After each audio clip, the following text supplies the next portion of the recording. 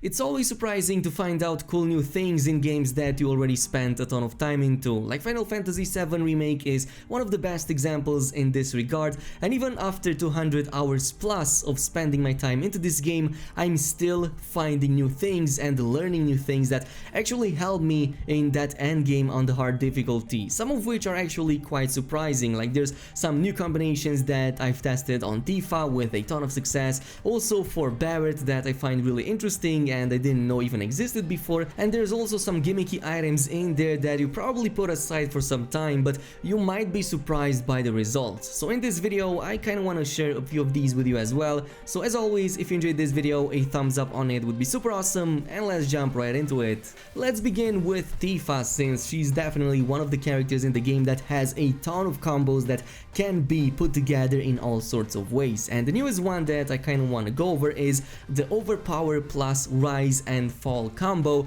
that's later on combined with a Focus Strike to make some really awesome results. So let me break down the Overpower ability for you. Let's just say you go in and use that Overpower ability, you're gonna see Tifa doing this kinda charge in with the spinning kick onto the target, and then she falls onto the ground. Now if you follow up the Overpower with regular unbuffed square attacks, then Tifa is going to take about a half a second to a second delay before she actually starts her next sequence, up until you're gonna be kinda stuck in place and really opened up to damage, which is quite undesirable. But what if I told you that there is actually a way to tie in all of these animations into one single continuous and very powerful attack? Well, that can be done in one or two ways, but the best one is going to be done with the Unbridled Strength to raise your chi levels on demand, but it can also be done with passive weapon skills that kinda have a similar effect at the beginning of the fight. Of course, Unbridled Strength is the best one since this can be done on demand. So before you start up the chain of attacks, you're going to first want to buff up your chi level,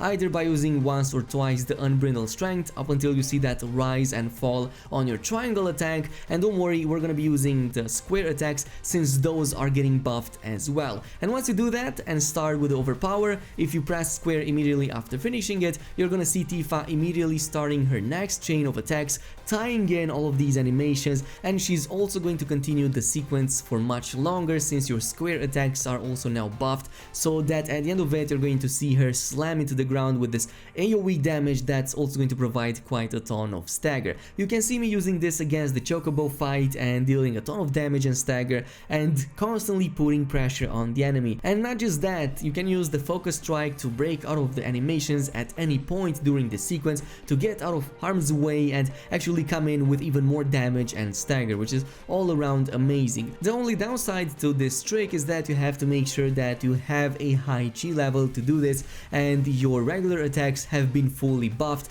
up until you see that rise and fall attack on your triangle. If you don't do this properly, you're only going to have that Omni Strike on the triangle, which also means you're not going to be able to fully complete the chain of attacks, which means that at the end of them you are going to again be stuck in place, which isn't something that you're going to want to do. So just make sure that your chi level is enough and you have the rise and fall on your triangle, which is going to be a good indicator that you have fully buffed yourself. This brings us to the second awesome tip for Tifa, which is using the True Strike following a refocus and also staggering an enemy. As a matter of fact, I believe that somebody on YouTube was able to reach 500% stagger meter damage increase with this build right here, as well as using the previous combo that I was talking about. So I'm going to leave a link in the description down below that you can follow and check out their channel because it was absolutely crazy. So in this case, I'm of course using the refocus with the Gotor Damarang at the start of the fight to get those 3 ATP gauges, as well as the haste ability that is also going to give me a little bit more ATP regen. But in this case, you're going to want to use that Overpower plus the regular chain of attacks with the square, of course all buffed, since this is going to provide a ton of stagger to the enemy and you're going to reach that stagger really fast. But from that point, if you have done this properly and you have the proper build, you can then start spamming that True Strike to increase that stagger by a ton, as well as your your damage, it's going to be absolutely crazy. You're going to be able to spam the True Strike, and after you have spammed the True Strike, you can continue with a Rise and Fall and an Omni Strike with a triangle attack to further buff up that stagger meter even more. For me, for example, I was able to reach about 380 or 400% stagger meter damage, but unfortunately, since the boss, even the one from the Pride and Joy, was dying so fast, I was never able to reach it, since yeah, my damage was way too high for this. So here is the build that I've been using for Tifa with this, of course the Goredemerang to have the refocus at the beginning of the fight, and on top of this I'm also using the Skill Master, since this gives me a ton of ATB when I'm using more than 3 abilities in a sequence, and that's something that I'm using all the time with this build, and this is gonna give me like 1 or 2 bars of that. I'm also using Haste at the beginning of the fight, which is going to be quite useful to further buff up your ATB regeneration, and just between these two right here and the ATB stagger, you're going to have so much ATB to use that you're going to constantly overwhelm the enemy and increase that stagger by a huge amount. Anyway, let's go over an awesome Barret build as well that I've tested lately, and to be more specific, it's kind of like an item combination rather than a build, but Deadly Dodge on a Barret range build is crazy, as you can obviously see right here. The staggers are going to be crazy, the damage is going to be even more insane, the HP regeneration again is going to be off the charts, and this is again something that I was able to find on YouTube over here, so a ton of very creative people that come up with these builds. Again, you can find the links in the description down below. But Barret using a Deadly Dodge tied to a regular HP absorb materia and using something like a range weapon,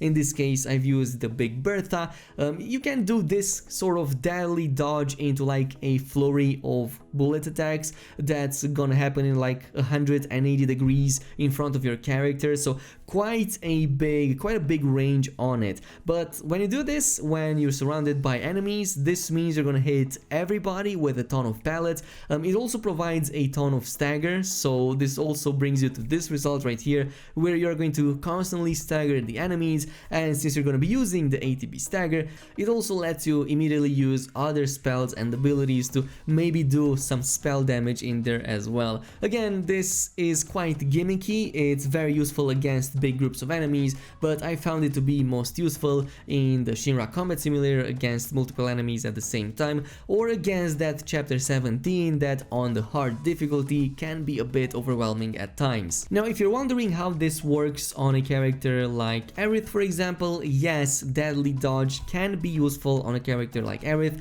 She kinda does this dodge following up with a regular attack with her magic from the staff, but it's not gonna be that interesting. It doesn't help you as much as it does with the other characters, though I will say this, it deals quite a bit of damage and it can also heal you quite a bit. It's about 700 to 1000 damage per Deadly Dodge with Aerith, so it depends. I wouldn't put it on a character like her, but there is an option for her if you want to test something new. Anyway, this brings us to a very gimmicky item that can actually work in a few surprising ways, even to make some of the hard boss challenges in this game way easier than they normally are. This is of course the enfeeblement ring that you probably encountered more than a few times in your playthroughs, and as the description implies, it does indeed make you start fights with the frog effect on the character that wears it. Now, as surprising as this might seem to many of you, there are indeed a couple of uses even for an item such as this. One of them is the fact that this can let you disable your other party mates so that you can better test a build or an item on your primary character. Like for example,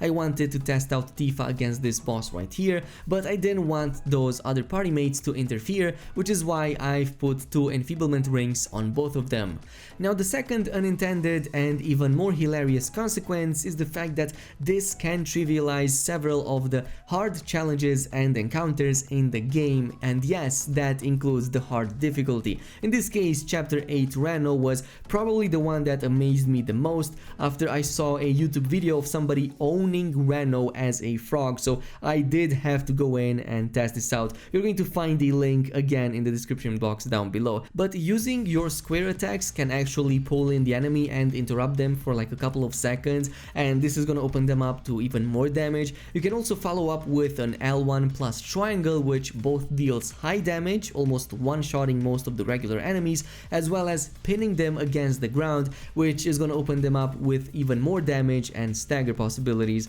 So overall, a really fun combination to use on them. Against Reno is what's most hilarious, because he is going to miss like 95% of his attacks. Because of the frog's very small hitbox, his first and last attacks are going to be the only ones that are going to connect with your character, but pretty much all of the rest in the sequence are going to completely miss your character, which means you're going to prevent a ton of damage. This also means you can set up that L1 plus triangle against him, completely jumping over all of his attacks and also setting up for even more damage, and push back with the frog leap, which again is so amazing to look at. I never thought that this was even possible. Furthermore, if you go a little bit back, which is something that he doesn't usually follow, and use triangle, you're going to throw in these bubbles, and even though they don't do much damage, once they connect with him, they're going to give you a ton of ATB gauge back that you can further use with the L1 and triangle to both bypass his damage completely, as well as